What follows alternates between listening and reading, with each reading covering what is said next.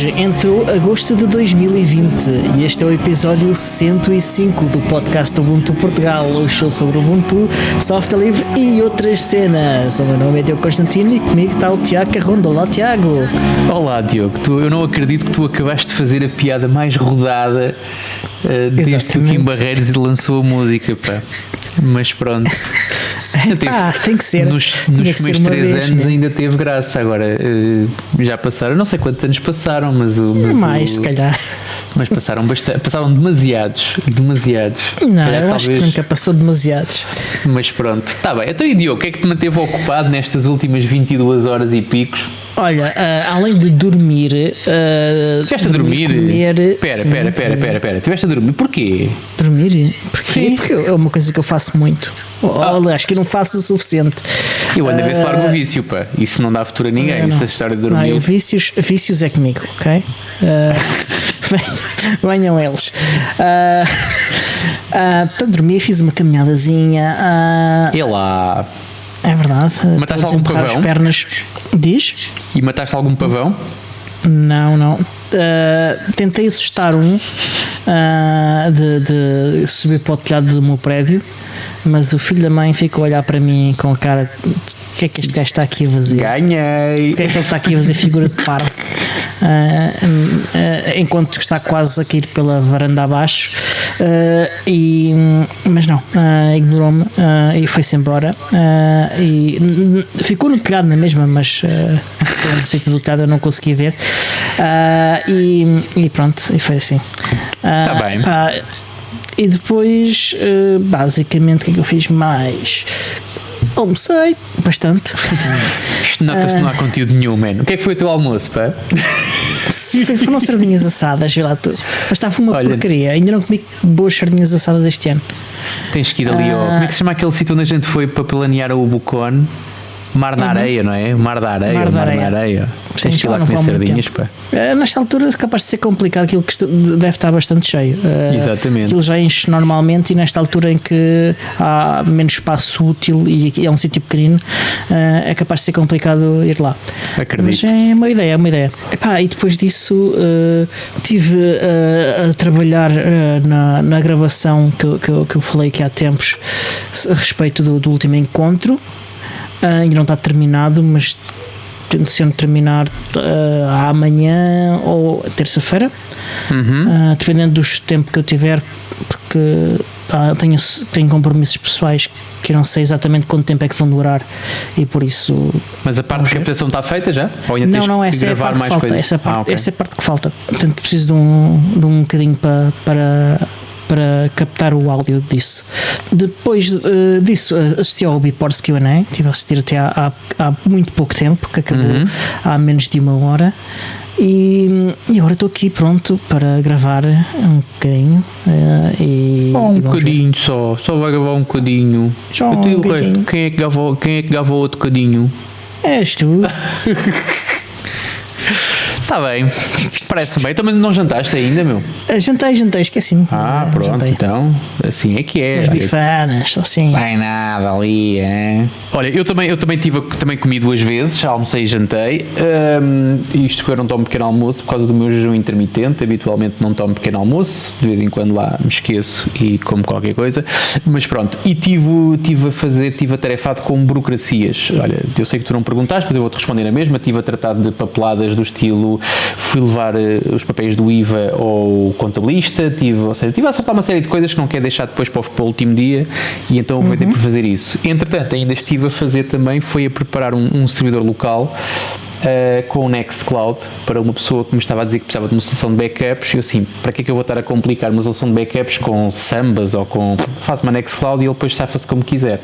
Quer pôr aquilo na internet, põe, quer pôr aquilo só lá em casa, põe só lá em casa, no escritório neste caso.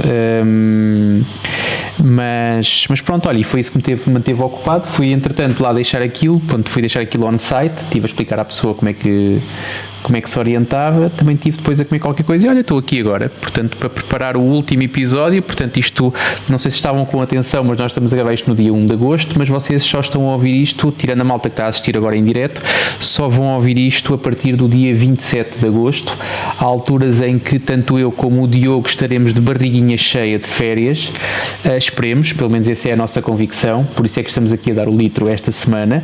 Para quem esteve mais distraído ou para quem não assistiu aos últimos episódios, nós esta semana gravámos 5 episódios, portanto gravámos o episódio normal e os 4 episódios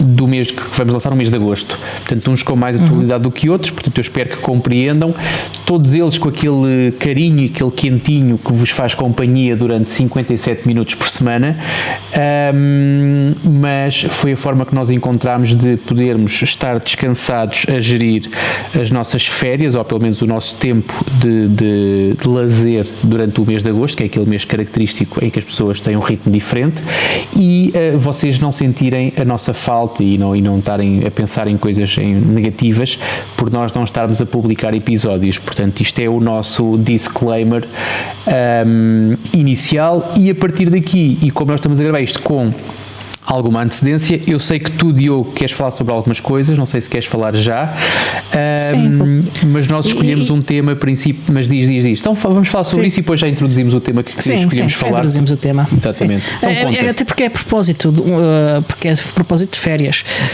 No episódio passado falei sobre aplicações para usar nas férias e não me lembrei sequer que havia jogos. Já falei aqui em alguns jogos que uso no Ubuntu Touch, o 8192, que é uma espécie de puzzle em que nós temos de juntar números para fazer somas, que é feito pelo Jan Springs.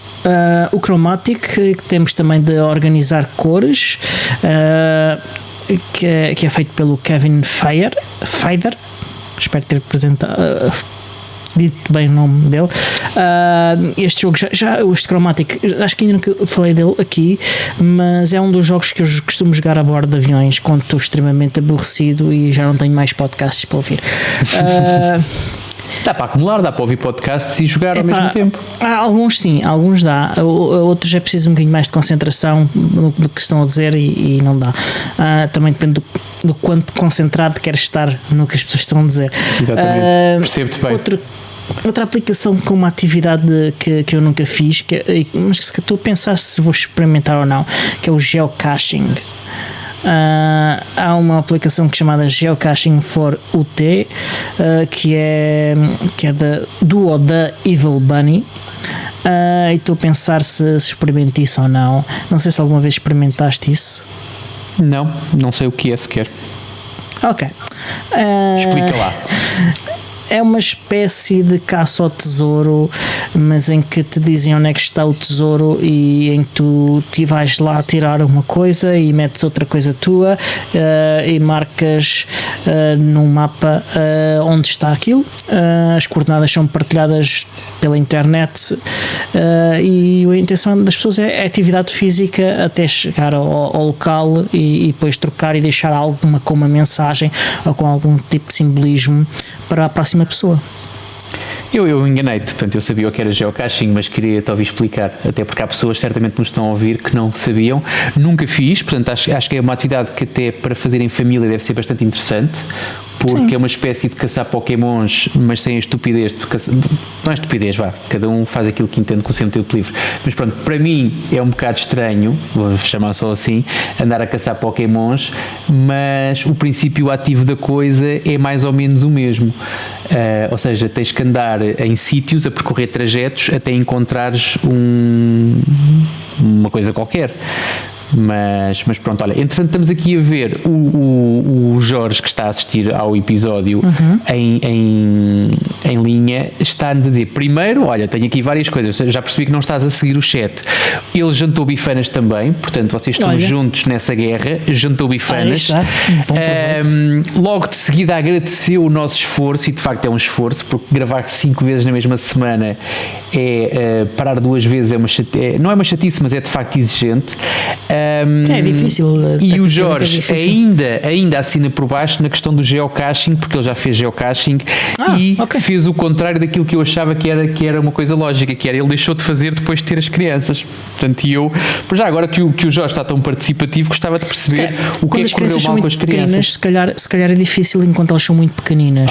Se calhar isso é a idade, pode ser uma questão de idade, exatamente. Sim, a partir dos 5 anos se calhar já começa a dar outra vez, se calhar. Talvez, mas eu fiquei, na altura quando ouvi falar disso, e houve aqui há não muito, mas há alguns anos, que cada sítio para onde tu te viravas era geocaching, grupos de geocaching, malta que ia a programas de televisão e de rádio sobre geocaching, portanto, e eu na altura fui claramente ver o que era e achei a ideia interessante, achei curioso como é que as pessoas conseguiam portar-se bem, ou seja, ver os objetos, marcar e deixá-los lá ficar, sempre achei, aqueles fenómenos de comunidade que eu acho sempre muito interessantes, mas mesmo que os objetos não estejam, só que tenhas que descobrir um determinado ponto, parece-me muito interessante, parece-me giro. E que não sejam aqueles pontos de geocaching que a malta também não tem a noção da realidade, que vai pôr lá no cimo das chaminés e que vai lá em sítios quase inatingíveis. Aí já me parece um bocado exagero. Mas pronto, olha, o Jorge diz que vai tentar propor à família retomar.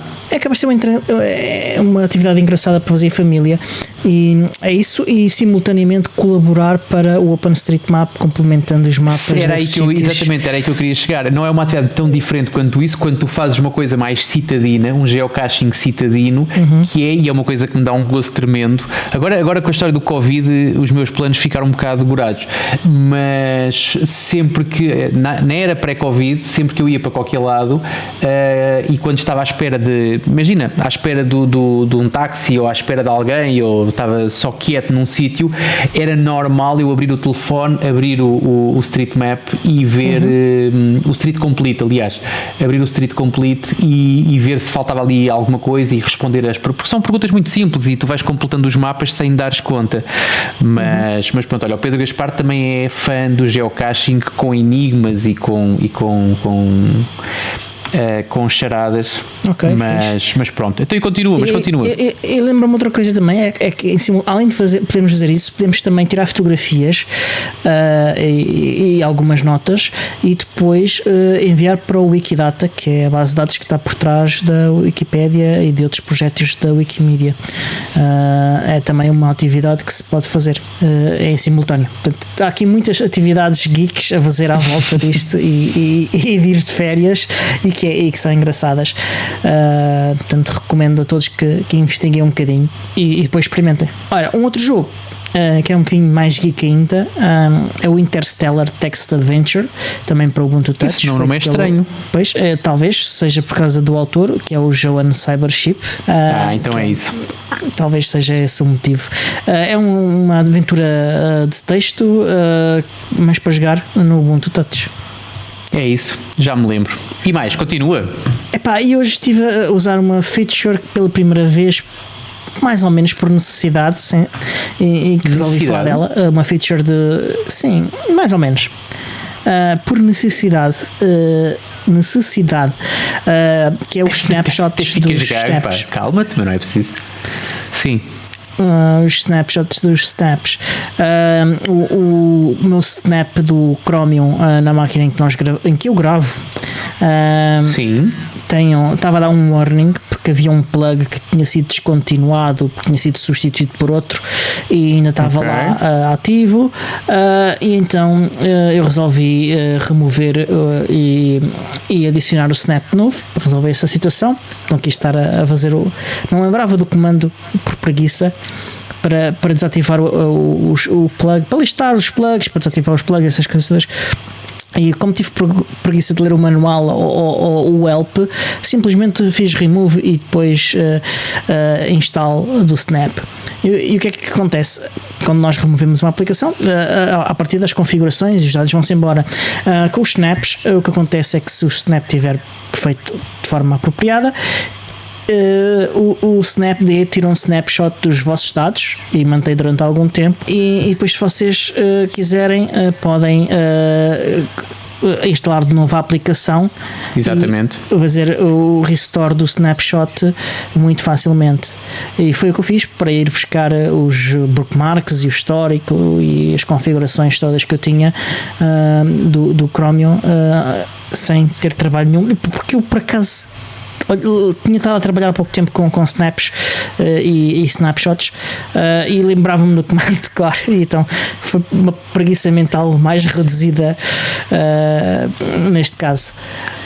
Portanto, é uma funcionalidade super útil e que muita gente se calhar não sabe que existe, e agora olha, ficam Eu por acaso dei com isso há pouco tempo, porque estava com um disco rígido muito cheio, e quando fui ver o problema era um snapshot, vários, e inclusive eu tinha lá o meu histórico dos snaps que eu já tinha instalado há não sei quanto tempo e que já tinha removido há não sei quanto tempo, e eles estavam lá. Portanto eu estive a fazer o forget, acho que é forget, desses snapshots, porque não queria aquilo para nada, portanto estava a ocupar. Podes ajustar o tempo que ele fica guardado ou não também.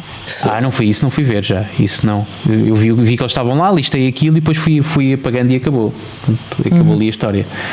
Ok. E tu, Tiago, tens mais alguma coisa? Não tenho mais nada para dizer. Tenho só que dizer que, uma vez que, e tendo em conta que estive a pôr uma máquina que é para backups e que me deixa sempre preocupado, que é aquilo vai com redundância de discos, mas mesmo assim há sempre ali alguma preocupação, que é tu entregares uma máquina e esqueceres, até porque a pessoa que vai usar não percebe nada de discos rígidos, de sanidade ou de segurança e de fiabilidade dos discos.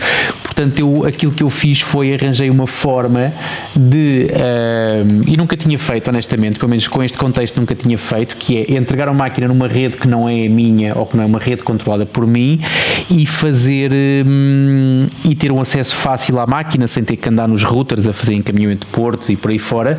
E aquilo que eu fiz foi, mais uma vez, voltei a usar o WireGuard e fiz uma coisa que pelo menos que nunca tinha sentido a necessidade, que era uma coisa tu usares o WireGuard para comunicar com outras máquinas na mesma rede, mas é do cliente para o lado, ou seja, é de baixo para cima. Outra coisa é tu contactares entre clientes, comunicares entre clientes, ou então de cima para baixo, coisa que eu nunca tinha feito. Tive que fazer um ajuste na gama de IPs que estavam a ser servidos ou que estavam a ser usados pela ligação WireGuard, e então consigo, sem qualquer tipo de prejuízo ou sem qualquer tipo de configuração adicional, aceder facilmente à máquina que está nessa localização remota, sem ter que encaminhar nenhum porto. Portanto, basicamente o que ele faz é liga-se habitualmente para aceder à internet numa ligação que encontre, e a seguir faz uma ligação com o WireGuard para que fique acessível, para que eu possa, sei lá, de vez em quando ir lá ver se os discos estão saudáveis, ou para que monte ali, até estou a pensar em fazer um sistema de alertas para que quando um disco qualquer dê algum tipo de erro, eu possa ser notificado, nem que seja para telefonar à pessoa e para ir lá à casa beber uma cerveja enquanto trocamos um disco. Basicamente é isso, a relação é um bocado nesta onda, portanto será mais ou menos isso que vai acontecer. Portanto não é que esteja doido para que os discos morram, mas estou pronto, confesso que preocupa-me sempre um bocadinho quando as pessoas confiam ali. Uma coisa é tu teres a Nextcloud, eu já falei sobre isto algumas vezes também. Uma coisa é tu teres uma Nextcloud em que tu tens a tua informação replicada num servidor, e o princípio básico da coisa é: se o teu computador pessoal morre, tens o servidor; se o teu servidor morre, tens a cópia no teu computador, e tens sempre pelo menos ali alguma duplicação. Outra coisa é a pessoa dizer-me, e foi isso que ela me disse, que aquilo é para ser um arquivo morto, ou seja, é para ser uma Nextcloud, um servidor para estar isolado. E nesse sentido, pelo menos monitorizar discos, acho que é essencial. Depois haverá outras coisas, não começo já com preleções, porque certamente que se vai depois fazer um backup deslocalizado daquilo, porque o one is none, não é? Mas nesta fase, uma coisa que me estava a preocupar era exatamente ficar às cegas, ou seja, depois de entregares aquilo, ficar às cegas e sem qualquer tipo de manutenção. Portanto, desta forma consegui, e usando apenas a rede do WireGuard, fazer esse acesso e ter acesso a essa máquina para poder dar aqui algum tipo de resposta caso seja necessário.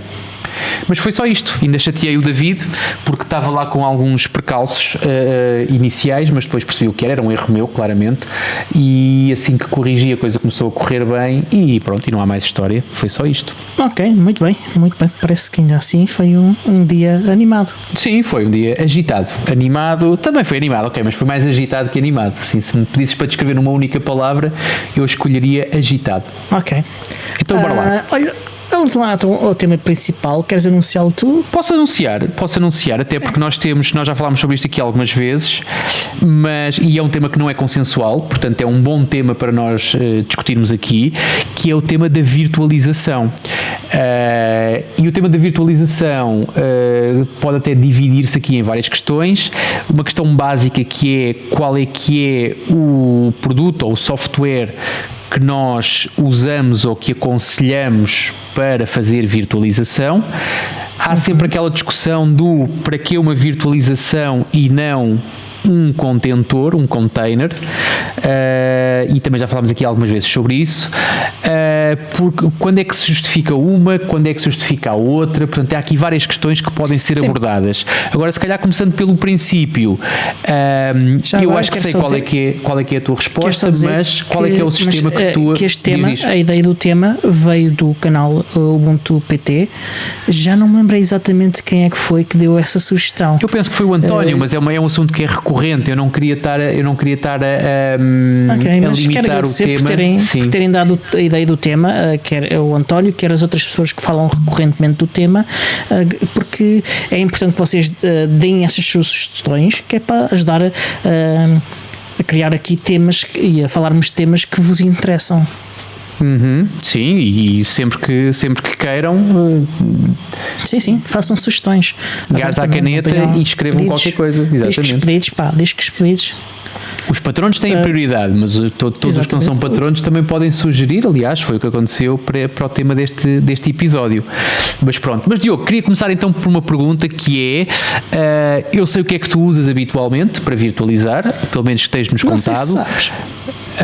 É o Multipass. O Multipass é uma das coisas que eu uso, não é a única coisa que eu uso. Eu não estou a dizer que é a única, mas é a tua predileta. Pelo menos tens defendido com algum não é carinho especial. Não é particularmente então predileta. Qual é que é a tua predileta? A minha aplicação e o sistema de virtualização que eu uso mais é uma combinação de libvirt com Virt Manager. Ok. Então, mas eu se calhar fazia-te a pergunta de outra maneira. Uma vez que foi até a comunidade que nos ouve, não é? E é tão bonito dizer isto desta maneira, que sugeriu o tema, a minha pergunta para ti é: se tivesses a pensar, ou se tivesses neste momento, e falámos há bocadinho do António, o António à frente, qual seria o caminho que tu lhe irias indicar para ele começar a dar os seus primeiros passos na virtualização?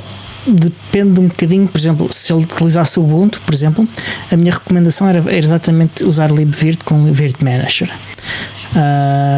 Recomendava ter-lhe um ou dois discos para utilizar só para isto, por exemplo, só para ter uma imagem, as imagens virtualizadas, os discos, Sim. E outro para ter um disco partilhado com o host ou talvez até entre alguns dos guests. E é sempre bom ter isso à parte, pelo menos em partições à parte, para se poder gerir de forma independente e não prejudicar o sistema operativo host. Tens noção que já tinhas perdido o António?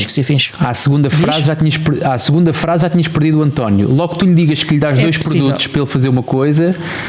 Achas que essa era a solução indicada para dar os primeiros passos na virtualização? Sim, sem dúvida, porque é só instalar o Virt Manager e está tudo instalado. E é uma aplicação que tem com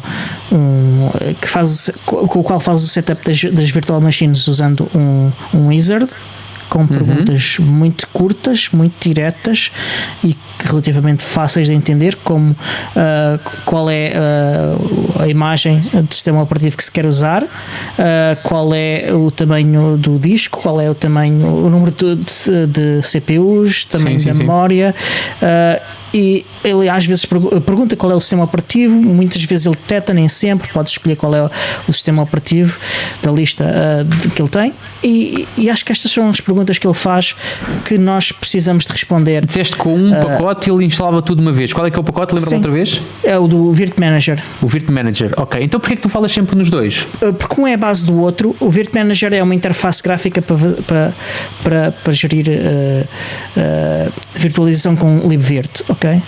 Mas há mais interfaces.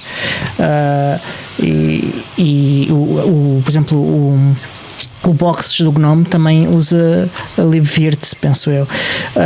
Portanto, eu gosto desta combinação em específico, e é também, por exemplo, a recomendação que o Noah costuma usar. E que já ouvi recomendar várias vezes também, e outras pessoas também, mas dizer-se Virt Manager é o suficiente. E é muito simples de usar, e é muito parecido com outra com a interface de uma outra aplicação que é muito utilizada e muito comum em outros sistemas operativos, que é o VirtualBox. Certo, exatamente. O VirtualBox acaba por ser uma vantagem. A primeira escolha, o VirtualBox acaba por ser normalmente uma primeira escolha para iniciantes, exatamente por aquilo que tu acabaste de escrever, mas que, pelos vistos, no VirtualBox é bastante mais conhecido, que é a simplicidade com que tu crias uma máquina virtual e utilizas. É mais popular, é muito mais popular.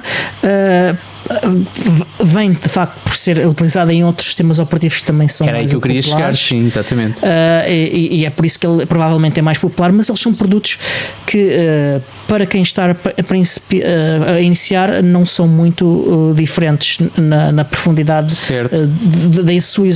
da sua exigência inicial. Depois o VirtualBox é um bocadinho mais completo em termos de funcionalidade da interface, tem mais opções mais avançadas. Mas para quem está a começar isso não interessa. Certo. Tu falaste uma coisa que é importante, que é, e eu não vejo, ou seja, não vejo vantagem, ainda não sei se tu me vais conseguir convencer disso, mas não vejo, eu estou aqui a fazer de advogado do diabo, atenção, mas qual é a vantagem de usar o Virt Manager em relação, por exemplo, ao VirtualBox? Tem a ver com usar a libvirt. E utilizar facilidades do sistema operativo que estão feitas umas para as outras, e que estão nas quais há uma integração superior. Enquanto que com o VirtualBox há um fabricante extra a suportar algumas dessas combinações de integrações. Ele também acaba por usar o QEMU, também acaba por usar uma série de coisas, mas suporta versões específicas e pode andar um bocadinho atrás e nunca tem uma integração tão profunda quanto outras bibliotecas. Certo, e outros serviços. Eu tenho, e tu começaste uma coisa que é importante, que é, olhando para alguém, e tu tens que partir do pressuposto que essa pessoa estará eventualmente, para todo o discurso que disseste agora fazer sentido, ela tem que estar a usar uma distribuição Linux. Sim. Tu foste específico para o Ubuntu, mas não tem que ser o Ubuntu. Eu percebi. Eu especifiquei e disse logo de início que se ele tiver a usar o Ubuntu, foi logo a primeira coisa que eu disse. Sabes que foi por essa razão mesmo, eu estava aqui a tentar fazer com que me convencesses a deixar de usar o VirtualBox.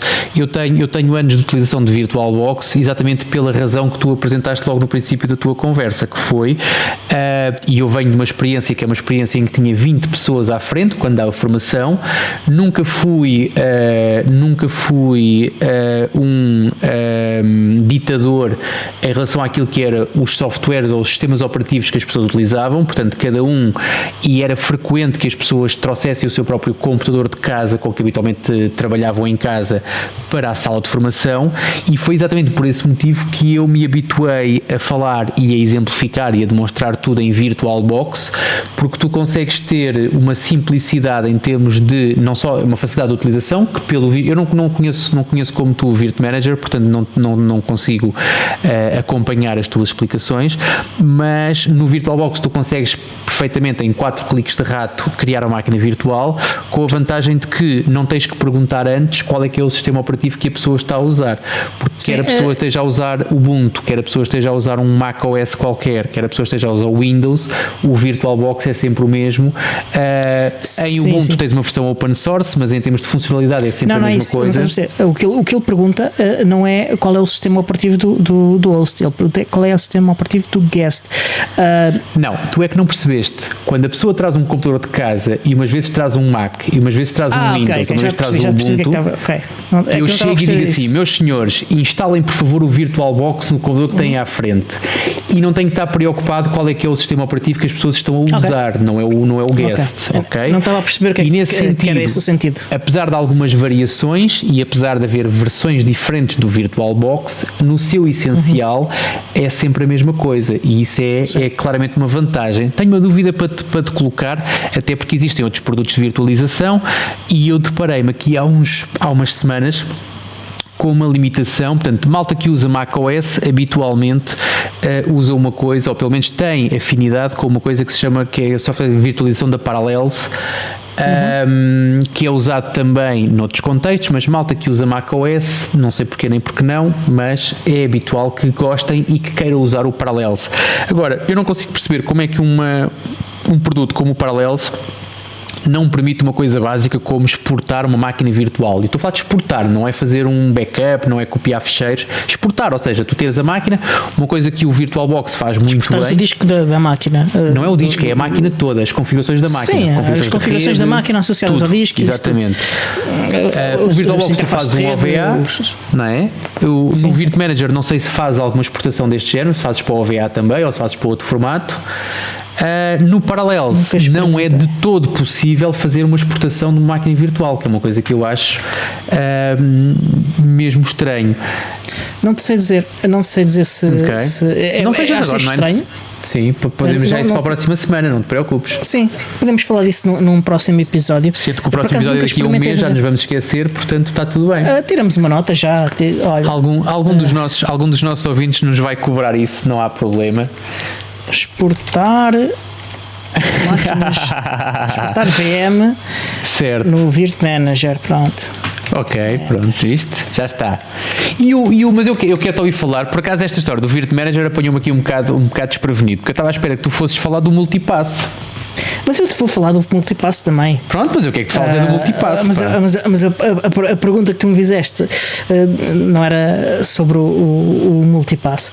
Ora, o multipass, que para quem não conhece, é um software da Canonical, que eles escrevem como sendo uma mini cloud na nossa workstation, que utiliza os hipervisores nativos de cada uma das plataformas. Okay? No caso do Linux, ele utiliza a libvirt. Okay? No caso do Mac OS X, ele não suporta Parallels, mas suporta VirtualBox. E no caso do Windows, ele suporta quer Hyper-V, quer VirtualBox. E o que é que ele oferece? É uma aplicação de linha de comandos, ok? Que com as mesmas opções nos 3 sistemas operativos e que permite lançar e configurar máquinas virtuais nos 3 sistemas operativos de uma forma muito simples e muito rápida e com uma lógica muito parecida de outra coisa que ainda vamos falar mais adiante, que é o LXD. Portanto, há um servidor de imagens onde eles faz o download das imagens das VMs e depois ele acaba a configuração com as configurações que vocês especificam pela linha de comandos e lança a imagem com o nome que vocês deram ou com um nome aleatório que ele gera ali no momento para dar um nome à VM. E depois tens comandos para listar as máquinas, para arrancar, para parar, para essas coisas todas. E é muito simples. E qual é a vantagem? É ser igual nos 3 sistemas operativos e estar em cada um dos sistemas operativos a usar o que ou já lá está ou o que é mais comum nesses sistemas operativos. Ok, isso é bom, lá está. Isso é aquela vantagem que eu te estava a apresentar há bocadinho do VirtualBox, por exemplo.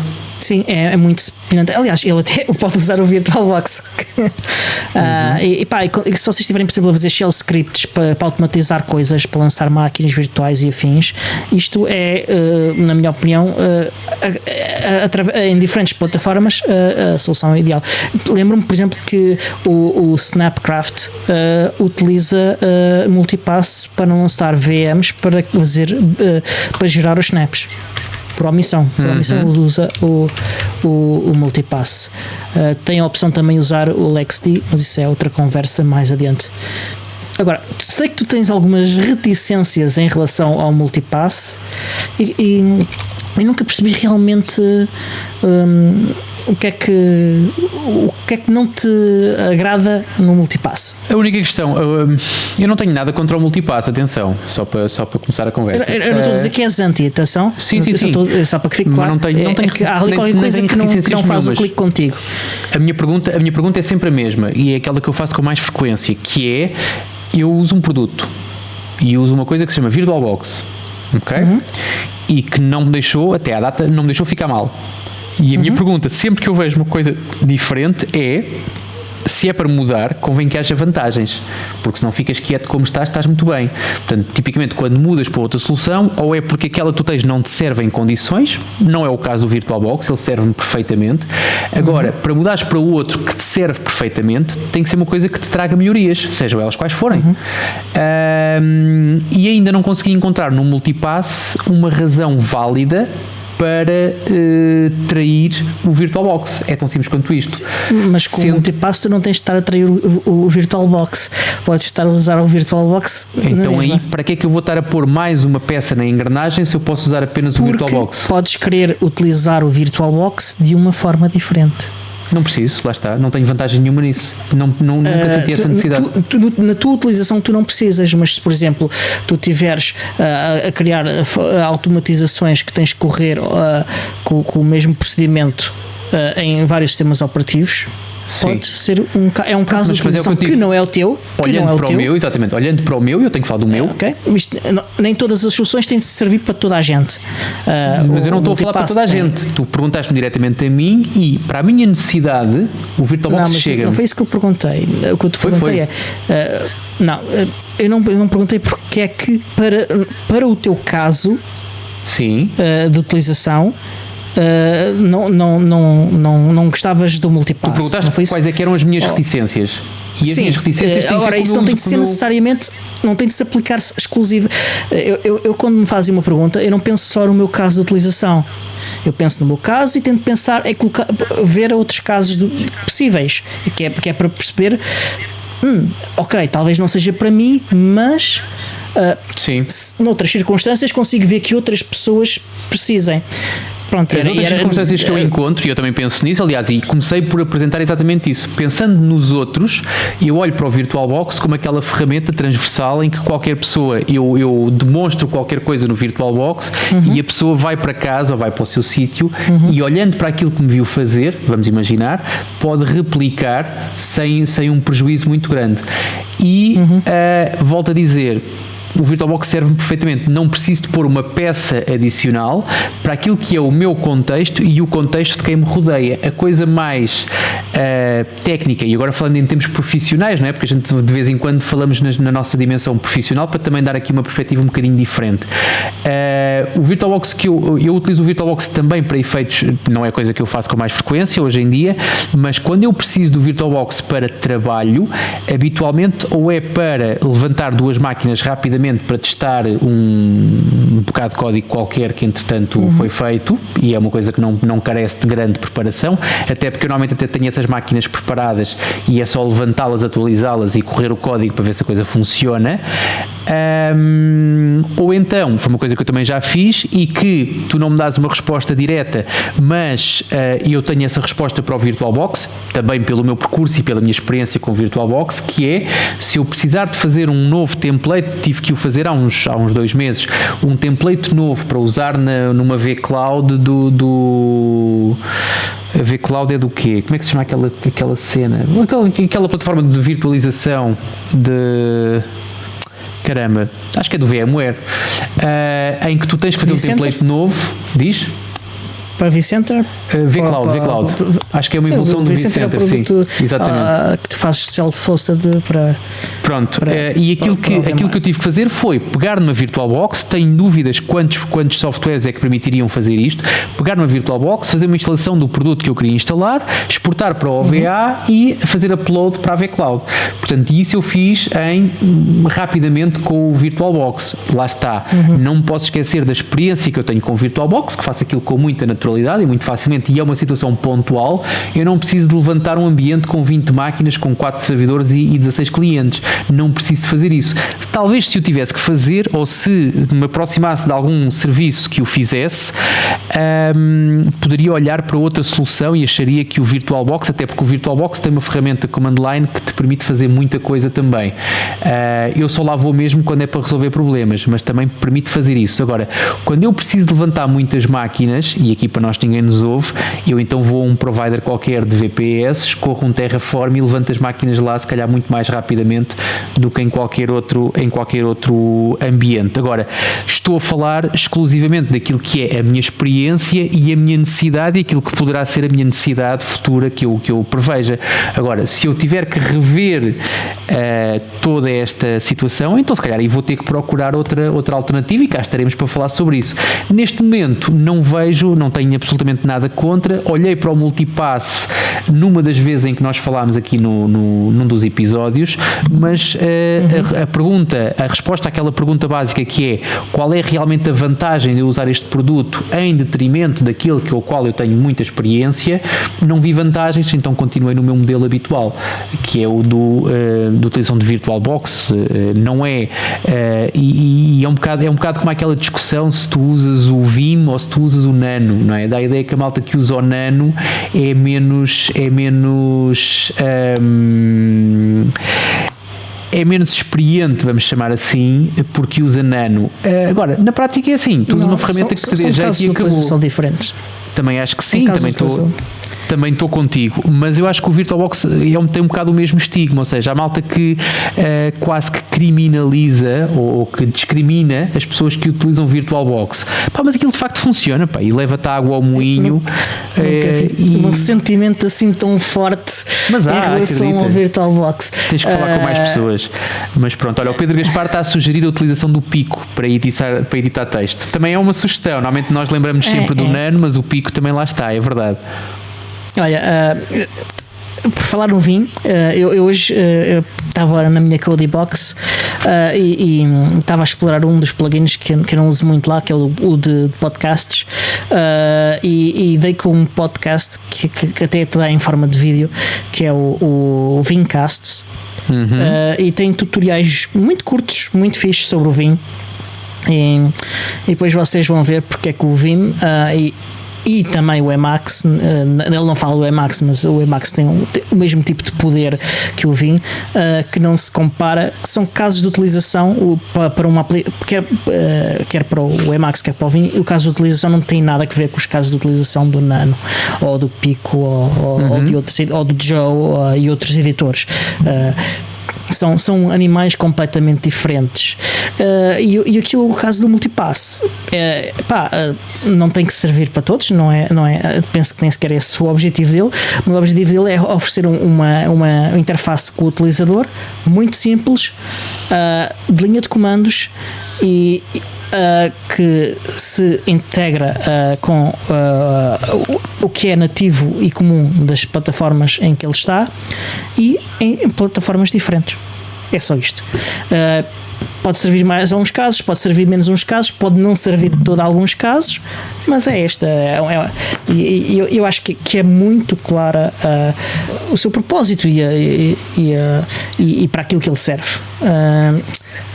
Mas ainda, já que falámos de virtualização, já estamos aqui a falar de virtualização há um bocadinho, ainda não falámos do LXD, que é capaz de ser conhecido por muitos por ser uma ferramenta para orquestrar containers.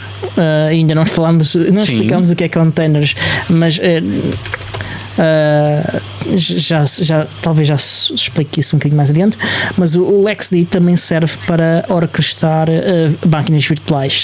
Ele já faz isto em algumas versões, desde a 3.19, creio, mas a primeira versão em que isto é estável é desde a versão 4, creio. E ele consegue também lançar máquinas virtuais com várias distribuições, como no Linux, e também com Windows. Eu já experimentei, ainda no último episódio, creio que estava com dúvida se tinha sido com o Multipass ou com o LXD, mas de facto foi com o LXD que eu já lancei uma VM do Windows. A experiência não foi a melhor, mas é tecnicamente possível, sim. E para quem estiver mesmo desesperado, pode experimentar. Não sei se já experimentaste máquinas virtuais no LXD? Não, máquinas virtuais não. Estava aqui a tentar instalar o Virt Manager, por razões que já te expliquei há bocado, para tentar perceber se o Virt Manager tem ou não tem razões suficientes para eu abandonar ou para pelo menos utilizar em vez do VirtualBox. E estou aqui a ter chatices porque ele diz-me que o libvirt não está a correr. Não sei se eu vou ter que fazer aqui algum tipo de restart. Instalei o Virt Manager como tu mandaste, mas não estava a conseguir arrancar isto. Ele diz que não consegue correr. Mas eles. Ok, está aqui a malta a dizer que eu tenho que fazer reboot ao sistema, mas eu isso não vou fazer, estou a gravar. Sim, não dá. Mas pronto, não vou fazer agora. Portanto, o meu limite é traçado na altura do reboot, portanto vou parar. Mas estou curioso, vou experimentar. Falamos disto no próximo episódio, acho que revisitamos esta parte. Por acaso também não faço ideia se é possível exportar VMs do Multipass, mas a forma como o Multipass funciona sugere que será possível ir buscar a imagem do disco, mas o resto não sei, tenho de investigar. Nunca pensei nisso, porque eu normalmente utilizo o Multipass sempre num propósito de lançar muito rapidamente uma VM, usar 2 minutos e descartá-la imediatamente. Nunca é muito mais do que isso. Para coisas mais persistentes utilizo o Virt Manager. Por exemplo, tenho sempre uma imagem de CentOS comigo, costumo também ter uma de SUSE, agora não sei se tenho neste momento, mas costumo ter uma imagem de uma instalação de uma VM de cada sistema operativo para poder experimentar coisas específicas rapidamente. Quando não tenho uma exatamente como eu quero, ou como já martelei demasiado aquela, vou ao Multipass e lanço do Ubuntu, e o Multipass é virado para o Ubuntu. É possível ter outras distribuições como no Linux, mas julgo que ainda não há nada a suportar quer Mac OS X, quer Windows. E os developers não parecem muito convencidos dessa necessidade. Porquê? Ainda não li bem a thread toda em que eles discute isso, mas basicamente o Multipass, o objetivo dele é utilizar algo via linha de comandos e lançares a shell do sistema operativo, uma shell de linha de comandos. E eles dizem que esse é o caso de utilização, pelo menos foi o que eu li da argumentação, ainda não li a argumentação toda, tenho de ler mais até ao fim, mas por exemplo no LXD, que é muito semelhante, é possível abrir uma ligação e usar frame buffer no guest e veres, por exemplo, o Windows, mas pronto, não percebo muito bem ainda a argumentação deles, tenho de ler com mais atenção e perceber. Em relação, estamos aqui a fazer transição para os containers e nem de propósito temos aqui o Pedro que está a dizer que trocou e falando fazer a diferença de virtualização, e acho que o exemplo dele é exatamente, poupa-nos muita explicação atenção sobre o que é a grande diferença entre virtualização e containers, ou contentor. Contentores eu gosto de traduzir as coisas para português sempre que é possível, mas é um bocado estranho.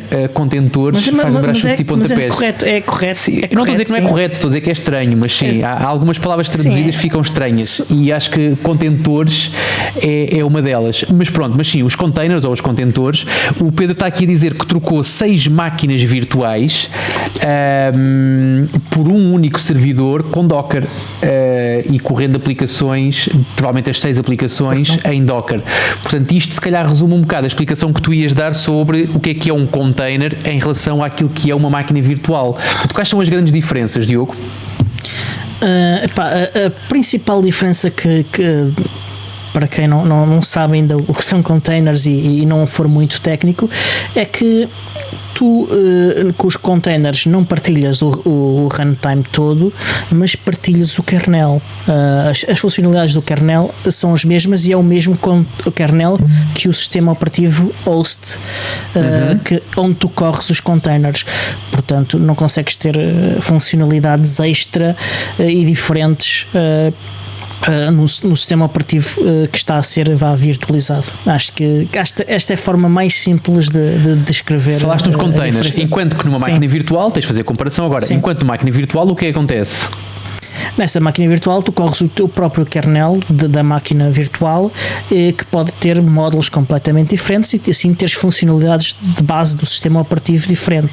Há ali uma tradução depois de chamadas que o sistema operativo guest faz para o sistema operativo host, mas consegues ter um subset de funcionalidades diferentes e versões diferentes de kernel que te facultam experiências de utilização bastante diferentes. Também teres uma máquina virtual consome muito mais recursos e recursos que estão alocados de uma forma mais como é que eu ia te chamar? Estava a ver que não falavas nisso. Mais reservada. Portanto, esses recursos estão alocados de uma forma mais permanente do que no caso dos containers, em que os recursos são alocados para cada container de forma dinâmica.